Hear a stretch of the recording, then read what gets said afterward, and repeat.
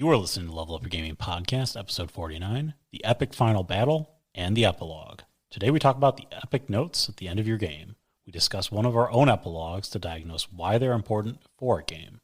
We also discuss how to make your story pop at the end with an epic fight as well. Jared's reading of our epilogue has 2 songs that accompany it. You can find those in the description with links on YouTube. Also look for start and finish times for the reading if you'd like to just time them up. If you'd like to participate in the discussion or leave us feedback, you can contact us at levelupyourgamingpodcast@gmail.com or find us on Facebook at facebook.com/levelupyourgaming. If you like the content and want to hear more of the show, subscribe and we'll ensure you don't miss an episode. New episodes come out almost every Wednesday. Also, please review, tell a friend about the podcast, or share with your gaming group. Now sit back and enjoy the episode. Welcome into Level Up Your Gaming Podcast. My name is Aaron, and joining me in person once again, no one forgets his epilogues, Jared. At least I hope they don't. Your epilogues have been pretty epic. I mean, they live up to the title epilogue. I try. You know, it's just because ending a game is how you end it. Is really just it's the punctuation at the end of a sentence. You know what I mean? Like there are so many ways to end a sentence. Think about it. If you end it with a period, you know, it's a statement. Mm-hmm. You end it with an exclamation point, you know, it's an exclamation. You end it with a question mark, and it becomes a question. It has purpose to the game that you have together. Even like, so we always talked about it with like, you know, the beginning and, you know, the gathering is something that you can control. And also technically your ending is something that you can control, because what your goal is as a storyteller is to get your players to your goal, which is the fight on top of the hill or whatever you're going to end up doing.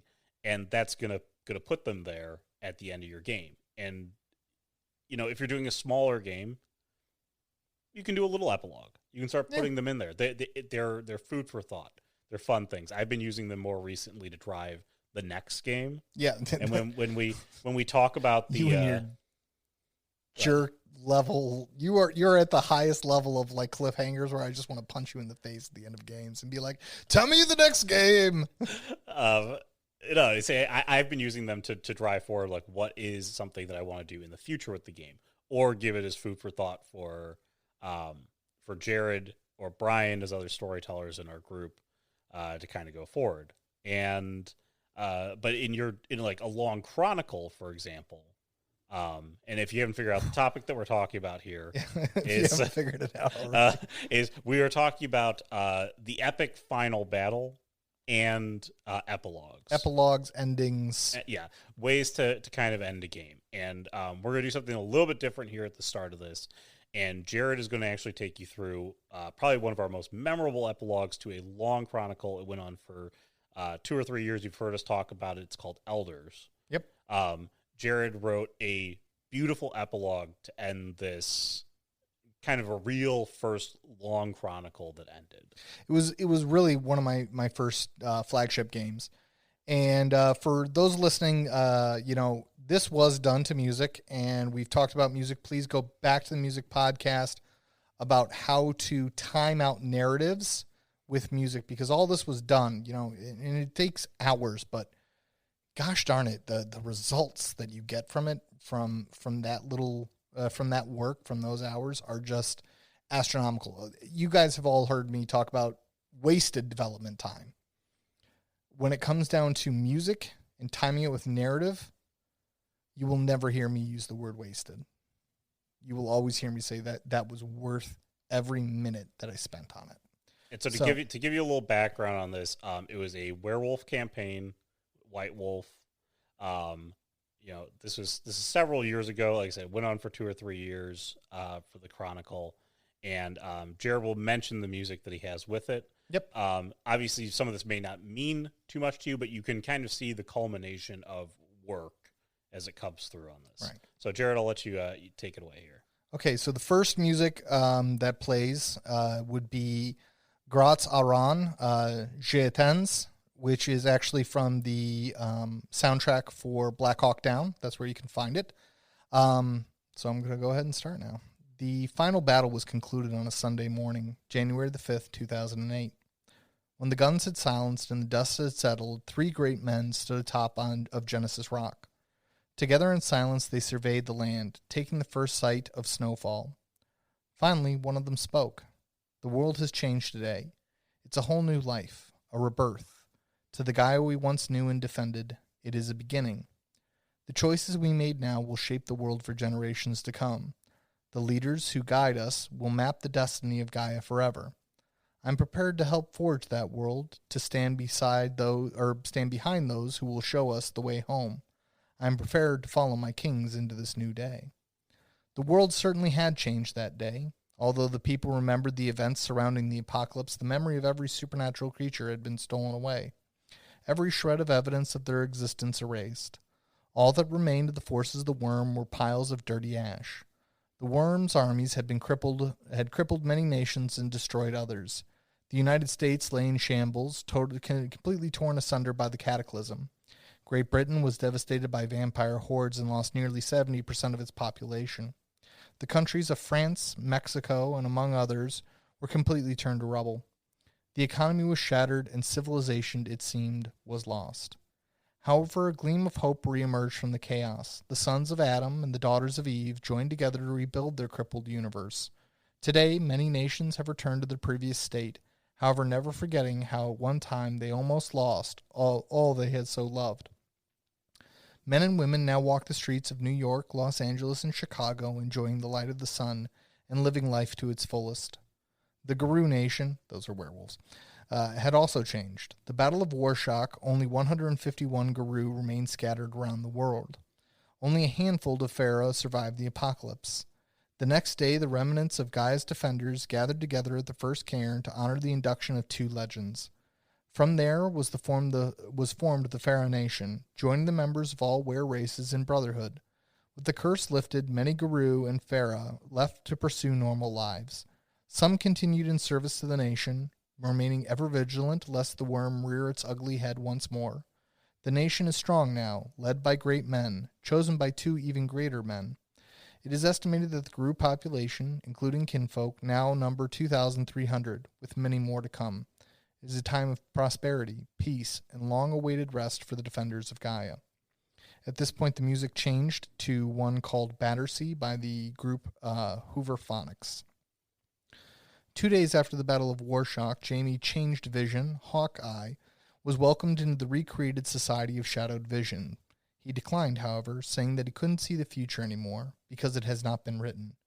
Jamie continued his work at the Winged Wolf Cairn, where he is now the den father to the largest population of cubs in the world. He teaches them philosophy, ethics, history, and the ancient Guru language, and most of all, that there is always hope. He plans to retire sometime next year.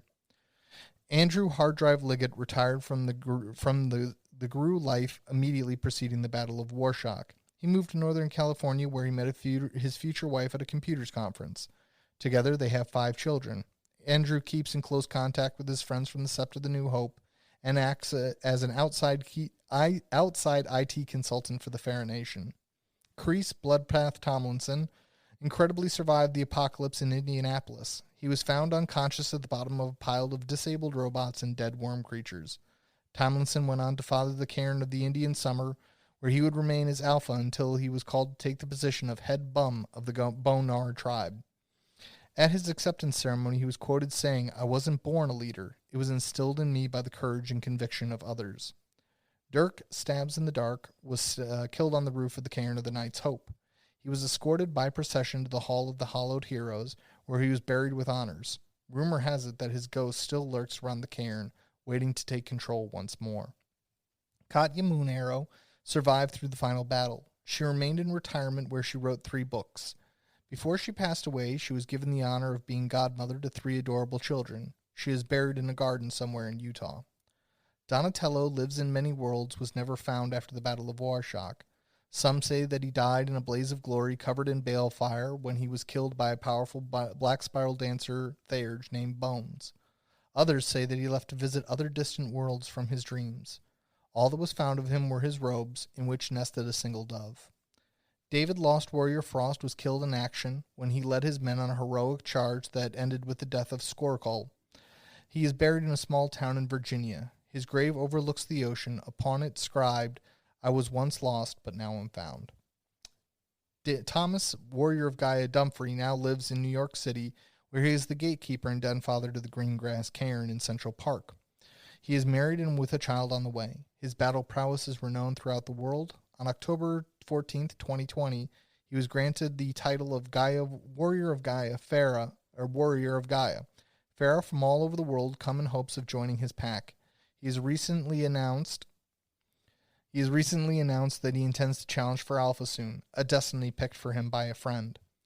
Preceding the Battle of Warshock, Jonathan teaches the new generation Ramius went back to Detroit, where he became the Alpha of the Sept of the New Hope at the Winged Wolf Cairn. He served with distinction and honor until he was called upon by wise men to hold the Silver Crown. Jonathan is an excellent king, taking the Farah nation in new and impressive directions. He is to step down sometime soon and is looking for a respectable replacement as he was. Wily Wormtongue never gave in to the worm's temptations. After the Battle of Warshock, he returned with many to Detroit, where he took the position of Beta at the Sept of the New Hope. After Jonathan's advancement, Wily challenged for the title of Alpha, a position he still holds today. Wily, despite his harsh months of infiltration, still maintains his sense of humor and unique personality. He is now married with 2 teenage girls. Ivan Whitestorm Hunter Garukovich did ride again. During the Battle of Warshock, he inflicted a devastating amount of casualties on the Worm's forces.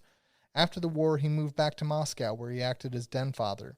During his time, he completed over 10,000 works of art and sculpture. Ivan did find his son Dmitri, who now has 3 boys of his own. Ivan passed away on April the 12th, 2032, surrounded by family and close friends. James Shock Frazier moved back to Detroit, Michigan. Darian fell in love with an enchanting woman named Michelle Breckhart. They had 2 boys, Darian and Damon, both of which are Guru. James never again took an official position within the Sept.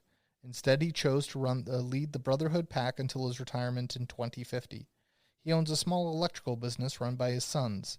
Every day, he takes his grandchildren to the park, sits down on a creaky bench, and watches them play. As for Darian, the holder of the Lightbringer Hobbs, and Damon will save them all Knox, their destinies continue together to this very day, side by side like they always have. The end.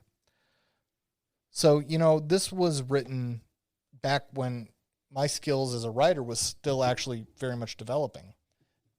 What you should take away from that epilogue was these were all individuals that our players had met throughout 2 years of gaming.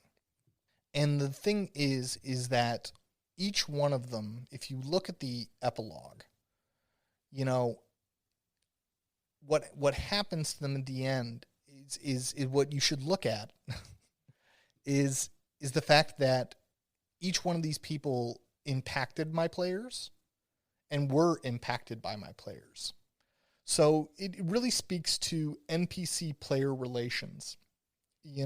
It's where my players went, they created change, positive change, where and the NPCs reacted to that. So really what my players got to see at the end was a culmination of work of 2 years. They got to see how they impacted so many lives and how they would continue to impact lives. It lets the legend live on.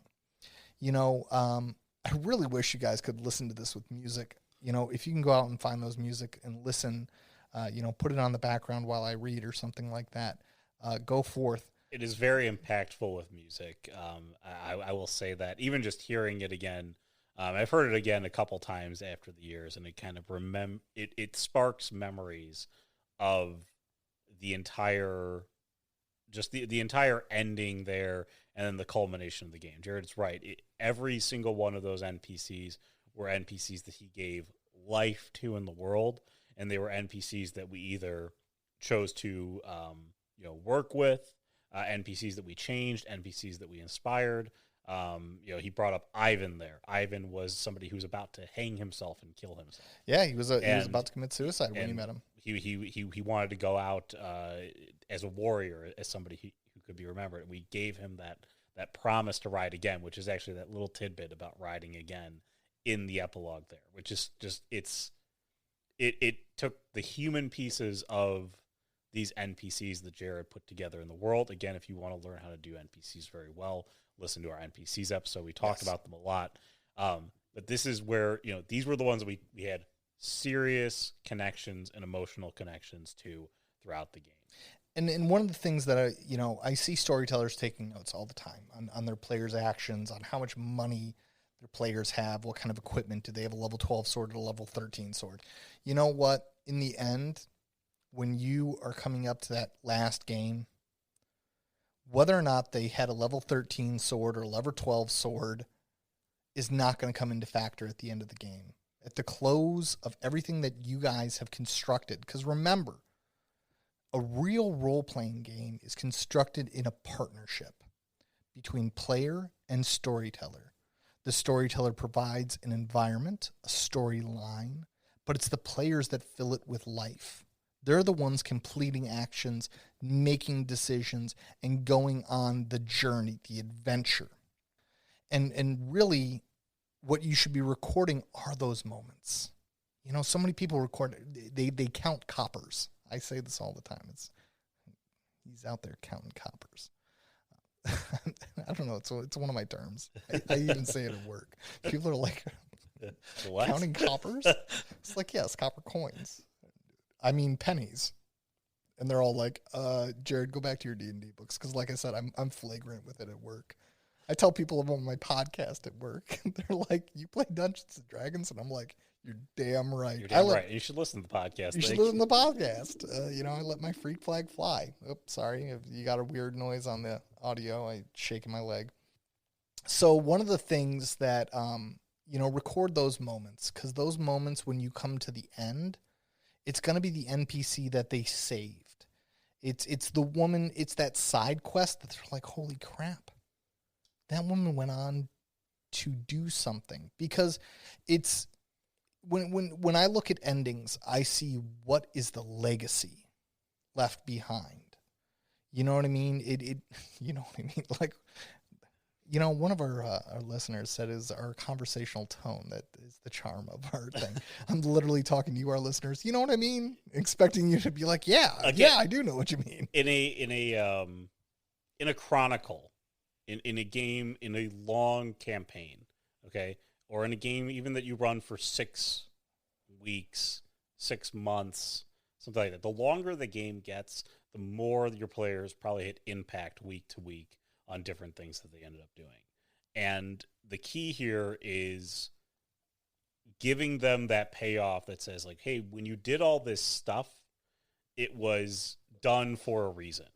All these little mannerisms that you did, all these people that you interacted with, these are people who took something from that, and you paid it off at the end of it. I mean, like you made it. You didn't just say that your actions meant something in the moment.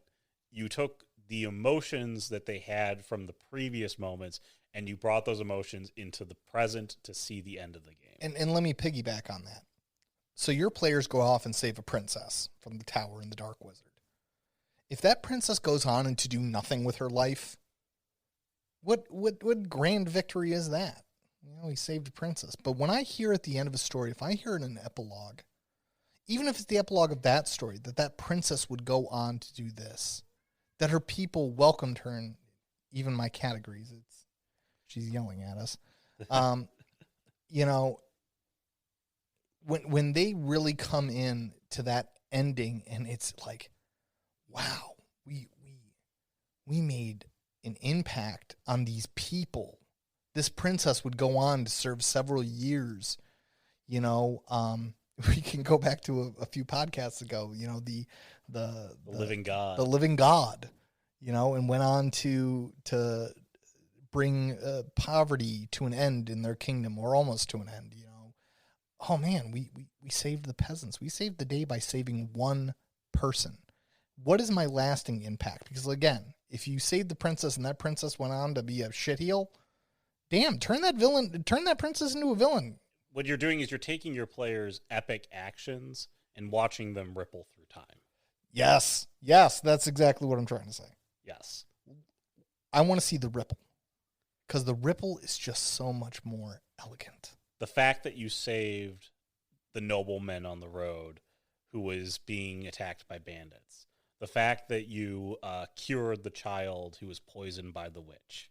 Okay, the fact that you, like, all those NPCs, all those people, they can become something in your story around your players, or maybe they're reoccurring people that you have as well. But you get to see the results of your actions. I never get to see that in the moment. I know that I did something good in the moment, but in the epilogue, Warm feeling. yeah. But in the epilogue, you get to pay that off. You get to say, "Hey, I remember when they went and slayed that swamp creature to go get the swamp algae that was needed to heal that boy in the village and fix the plague that was starting to come down upon the village. What happened to that village? What happened to the people within that village?" And that is one type of epilogue. And that's where I'm going to expand this, because one type of epilogue is you go through the chronology of everything. And, you can focus on epilogue as what is your players do in the future. So it wets their beak a little bit. Tells them that their story didn't end there. I'm reminded of The Sandlot. There's a quote, and it's a great movie if you've never seen The Sandlot. You're killing me, Smalls. That's where that line comes from. So, heroes get remembered, but legends never die. When you are concluding your big campaign, 2+ years, 5+ years, whatever, heck, 4 months. Think about that. Heroes get remembered, but legends never die. They live on. And, and trust me, you bring a game to that kind of conclusion where they're not just heroes of the day, that they really become legends of the planet, of a community. That is something special. And, it ties back to players leaving the table, where we talked about, a player goes back to, a player has to leave the table, try to give them a positive ending rather than a negative. Focus on positive, got to go back and help my dad. His back's finally given out, and now I've got to push the plow. Revisit that epilogue. Make sure the players are active in your epilogues. Make sure that they're doing things. Because if you just say that they retired, Batman doesn't retire. There's no retirement episode. There never will. I mean, there's been, You've been busting your back for 3 years. The players are emotionally attached to their characters. You're probably emotionally attached to the game. You're going to stop this game. It's going to come to an end. It's time to, not only for your players, but for yourself, make the game something special for you to remember as well. Make that ending pop. Make it overwhelming. And because I can't stress enough how much ending on the right foot matters. You know what I mean? A lot of people, I want to get off on the right foot, and they focus on the middle of the campaign, and they, it's interesting. A lot of people, a lot of storytellers that I've played under and worked with, they take it back to Tolkien. I'm sorry. They focus on Mount Doom, right? And the epic, or they focus on the epic battle of, what's that one town, city? We're not Tolkien fans in here. I'm just not as much of a Lord of the Ring buff. Yeah, neither am I. There's a city at the end that they all hold out at. I think it's called Last Hold or something like that. I don't know, but God bless you if you know what we're talking about. Somebody look it up online. So everyone gets to that epic moment, the last fight, and this is how we're going to transition into the last fight. They get there and they're like, boom, this is the last fight. But if you notice, Lord of the Rings doesn't end there. No movie ends at the last fight. None of them do. Even Terminator, they blow up the T-1000, or they throw the T-1000 in the liquid metal. Because after your characters have gone through their trials and tribulations and gotten to the last fight, you want to know that the characters went on to live a special life. You want to know that the characters, they came back from the hero's journey. You want to see the end of that. This is high fantasy, 101. This is writing how it works. 101. And writing 101. I mean, not everybody does an epilogue in theirs. No. But if you're going to do a huge kind of chronicle, I mean, I know a lot of our fans of our podcast are D&D players. You're playing in high fantasy, even if you're playing in low fantasy, and you look at something like what they do with the Game of Thrones. You need to end. You need to show like, well, this is what the remaining characters are doing, because you want them to. You want to show their life. It's kind of it is a better ending than just slamming the door. The final battle is over. You succeeded.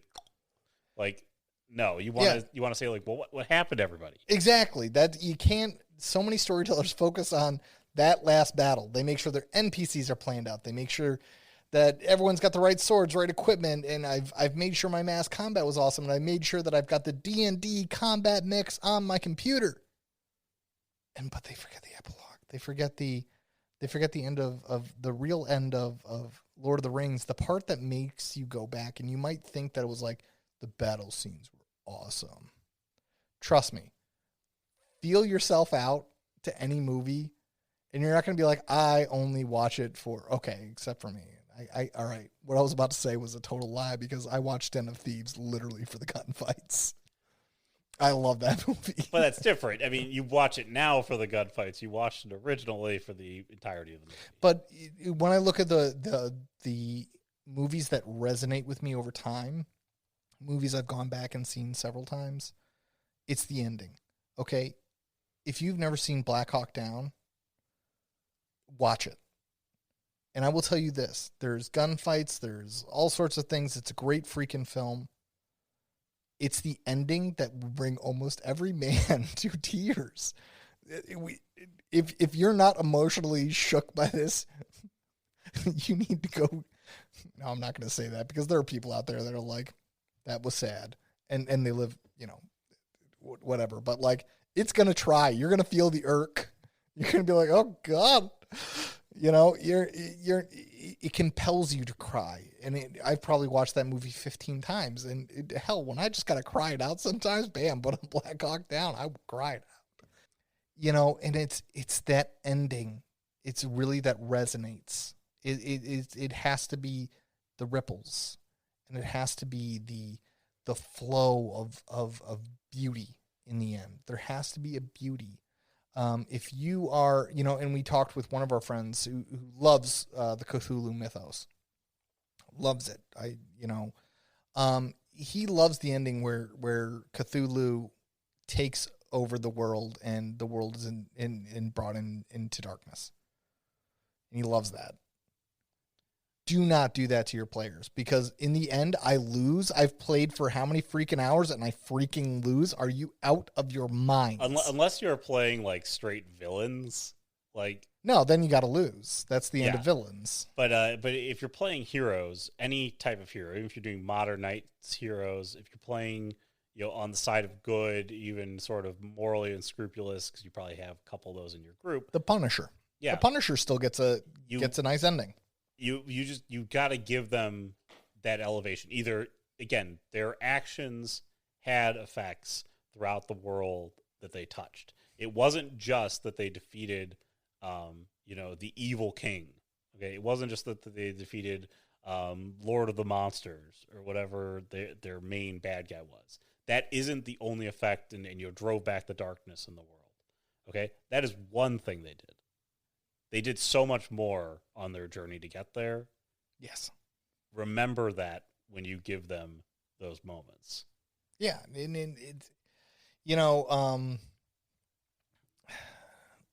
I kind of want to relate this to like the end of Star Wars. But I feel like it'll just be a retelling of what I've just said. It doesn't end with Darth Vader's death. It ends with everyone celebrating and hugging, and, Chewie, Lando, and Han and Leia. But the story doesn't, you can feel at the end that the story doesn't end there. And that's what you have to give the players, is the story doesn't end there, unless they're playing the bad guys. And if you want to discuss playing the bad guys, here's one of my things. If you have a villain campaign, one, I want you to level up your gaming. Villain campaigns, unless you're a storyteller who literally sits back and goes, okay, when I make a villain campaign, I'm challenging my players to make ethical and moral decisions and really start looking at themselves and our actions as human beings, or whatever deeply philosophical stuff you want to get into. Okay, there can be really well done villains campaigns. There can be. I cannot say that there can't. But at the end, villains have to lose. Heroes win. And the villains, they're bad. They should feel bad. You know what I mean? They shouldn't win at the end. Or if they win, it should be horrifying. Again, a good example of this would be, and Jared says the villains have to lose, the villain's loss does not have to be their defeat at the hands of a hero. Okay, I want to point this out to you right now. I'll bring it back to the Scion game. You had an epilogue there. You had two epilogues. Okay, you had made two. This is actually maybe the first inception of the win-loss conditions. Yes. So we had the final battle. The epic final battle. Jared put together, very good fight. And if you're doing a final battle, make sure that the creature or whatever that your players are going to fight is appropriately scaled to the players in that moment. Take it up. Make sure it's challenging. Make sure it's hard. Make sure it feels threatening. It's got to have all those beats to make that battle feel epic. It has to feel, and to bring the epic, the players have to be exhausted at the end. If they're just like, we went through 1,000, some odd. Take some liberties for cinematography. If your players hit the thing with like a critical, they don't know the HP of your monster. Cheat. Okay, let it survive longer. Let it smack someone. Let it make it so like oh no, he threw a spear through Tim's liver and he's bleeding out on me, and your cleric is going heal. Because I can again bring this back to movies. Tell me a movie where the hero, besides in comedies, where the hero, even in comedies, walks out of the final scene and is just like completely unscarred, just like it was a good day to be alive.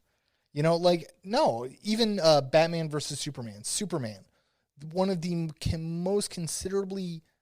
can be considered the most powerful superhero in anybody's universe.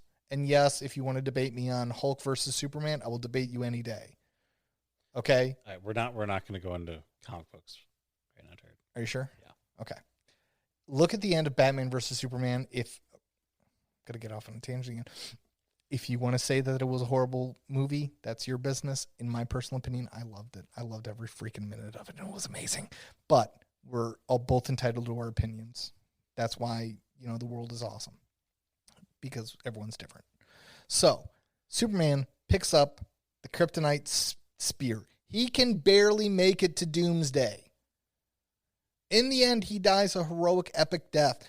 Wonder Woman has been pounded on by Doomsday. Batman is he's greatly overpowered. He pretty much spends the entire scene jumping from building to building and trying not to die. Everyone is dirty. You go to the ending of Black Hawk Down. Everyone is dirty. They're exhausted.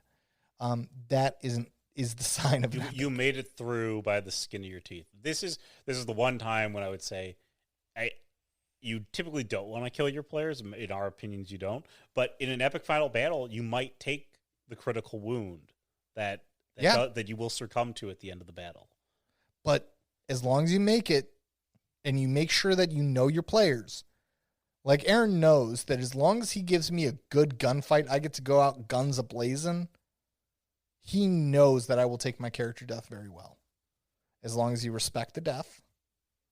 And I got to go out like a damn hero. That's the way God made me.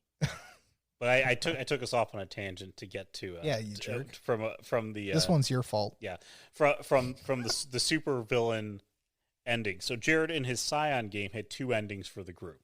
Okay, he had one where the players after the fight were either they got to make a choice. They either could cage the Titans again. No. It was whether or not they gave the powers back to the gods, or they took the powers for themselves to become demigods. Oh, yes. So, yes, they could give the powers back to the gods and restore the power of the gods, or this is, again, the Greek pantheon, or take the powers for themselves. The players, I didn't influence this because I wanted to see which way the players were going to choose this, the other players. I know which one I would have chosen, which was the good one, which is give the powers back to the gods, be good servants unto the gods. Okay? And they did choose the good one. They did. Okay? I was shocked. Jared had a bad one picked up, though, which was the villain ending. Right? And the villain ending was very clever. In that, like, the light of the world almost effectively dropped out. And although we obtained the power of demigods, we saw the Titans rising in the distance. And they laughed at it. You know, like, you got a little bit of power, but they're Titans. You're demigods. Come on, they're going to squash you. Yeah, so, like, it was a very, and the way that the epilogue was actually structured was very well done in that it made you feel bad if you chose that option. It did. You're a bad guy, you should feel bad. You lost if you chose that option. You would know instinctively that there wasn't a second game. Well, there could have been a second game, but the second game would have had to follow along the lines of redemption. If they were like, oh, we're going to join the Titans, like if my players had gotten together and said, well, Jared, for the next game, we just want to work for the Titans and bring havoc and chaos. I'd been like, nope, that was the end of the first game. See you later. That was the end of the game. Like, I'm done. I mean, it was set up to be a second game. And actually, in the good ending, we did become demigods. Yeah. So you got your reward. You chose the right option. It's the illusion of choice. Yes. In the end, you were going to become demigods no matter what. It was just whether or not you did it by being jerks or you did it by truth, justice, and the American way. I love this country. So one of the things, though, in the end, I respected the players, but it should make everyone feel bad. But had my players all jumped up and were like, Jared, we fucked up. We need another game so we can redeem ourselves. That story I would tell. I would be like, no problem. Let me get cracking on it. You know, why don't we run another game in the meantime, and then I'll come up with a second game. But had they been like, no, we're gonna. Oh, we're awesome. We're demigods. If they had cheered at the end of that and been like, that was awesome. We're demigods now, Jared. Is there going to be a second game? We've been like, no. No, I'm not telling a second game. I'm not telling you. For you evil bastards. Villain games, you know what? They're doable. And God bless you if you have the talent to really look into villains games and do them well. You know, like, honestly, you got to be as talented as The Town, the movie The Town. If you want to see a great story about villains, The Town. Just, you know, because a lot of people, they'll be like, I want to do a villains game, and they'll look to, I don't know, you know, like The Godfather or Goodfellas. But look at the end of Goodfellas. They all die, and Ray Liotta ends up, quote, a schmuck. You know? Otherwise, everyone gets clipped or goes to jail. Clipped. It's the same thing, but you know what I mean. Either they die, they go to jail, or they become a schmuck. Ray Liotta doesn't feel good at the end of that. But if you look at the town shows it's about so many more things than just being villains. It's about not wanting that life and the position that poverty and that community is put in and why they move into the life of bank robbery. Because the movie even starts off saying it's almost generational. Because Charleston is like the bank robbery capital of the United States. It's almost generational. Fathers, their sons become bank robbers because it's almost an occupation there. And it's a fascinating tale. If you wanna look at how to do a villain game, go watch The Town. Fantastic. So, but you know, with those epic battles in the end, you know, make sure they're epic, make sure they're challenging. Cheat your behind off. Cheat. Your goal is to make that last fight pay off. Yes. It is the final one. If the fight's going awry, have a bunch of clerics come in and heal the fucking guy. I don't know, like, do something. You know, here's the thing. You know, wait for the good roll. It hits, you know, and just, I don't care if it's got 100 HP left. If half the team is lying in pools of their own blood and someone throws the spear, you know, I don't care if it's got 100 HP. Now it's got 1. And that spear pierces. And trust me, your player is going to feel through the moon. And he won't know the better. He won't. He won't know if you fudged on his side or if you didn't. Maybe he really did get that. And it's, you know what?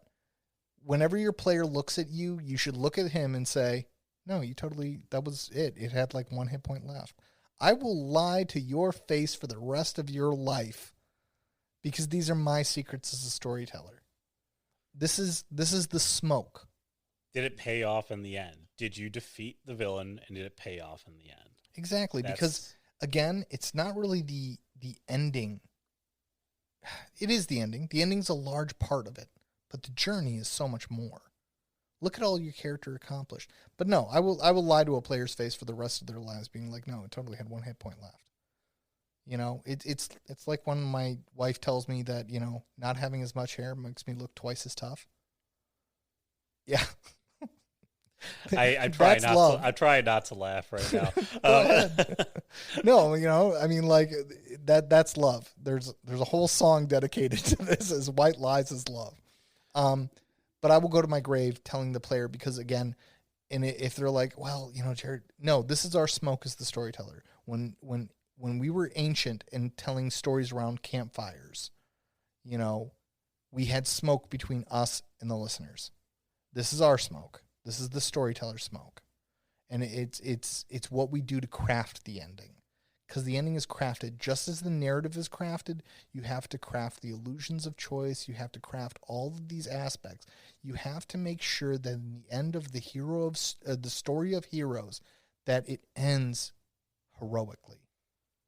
And really, that's up to you. That's your job, is to make the players jump out of the table at the end of the story. It's not to be like, well, the rules of D&D state such. No, your job is to make those players go, holy shit, we did it. And the great thing as a storyteller is I will calmly walk behind the smoke and fade into history with that ending.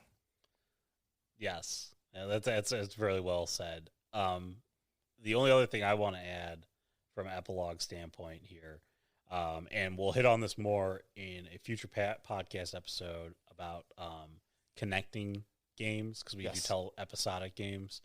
What I have been using the epilogues for in most of my games right now, like I mentioned at the beginning, is Your goddamn cliffhangers. Is to drive cliffhangers. So I'm using very, very brief epilogues.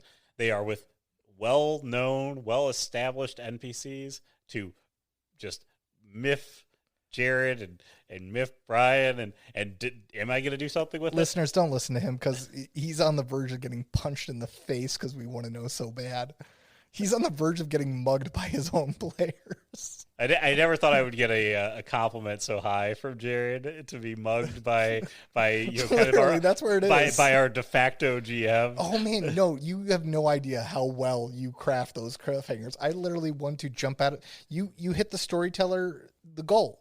Mm-hmm. I want to jump out of my seat. Now granted, it is jump out of my seat, come across the table and punch you in the noodle until you tell me what the next game is, how it all links together, but I'm still jumping out of my chair. That lets me know that I've leveled up my gaming. You have leveled up your gaming significantly over over a very short amount of time. And if you've been listening to this podcast, you can too. You can too. Level up that gaming. Is there anything else you want to add to this episode, No, Jerry? I think that's a great point to end it. All right, perfect. Again, if you guys try and listen to the epilogue with the music, I would highly suggest that you take the 2 songs. We'll put them at the beginning of the episode, or I'll get them from Jared and make sure we add them to the beginning of the episode, so you know these were the 2 songs that go with the epilogue. Yeah, so you don't have to wait 5 minutes of us babbling to find out what the songs were. Yes. And then, you know, that way you can listen to it with the songs, because Jared did time that epilogue to the songs. It hits notes in the songs. It is time well spent. That is time well spent. But anyways, if you have a great epilogue, something you would like to, you know, some comment about the episode suggestion, your own thoughts, you can contact us at levelupyourgamingpodcast@gmail.com, or you can follow us on Facebook, facebook.com/levelupyourgaming. You can also send us, you know, your comments and your feedback there as well. Before we sign off, I just have one thing to add. I'm sorry. Guess this is like a point. Boop. If you're wondering, if you're saying to yourself, I'm not a prolific writer, inside everyone is a prolific writer. The only thing that you're going to say is, you go, Jared, you're using these words. Buy a thesaurus or use the word thesaurus. Thesaurus.com. Trust me, it turns regular writing into prolific writing. That's it. Great tip there at the end from your GM Jared. There you go, baby. Also, we're on YouTube, so Smash that like button. Thank Smash you. it. Thank you, Jared. We'll come back to you next week with another great episode topic. So, anyways, for this week, for Jared, I'm Aaron. Have a great week, guys. Have a great week, everyone.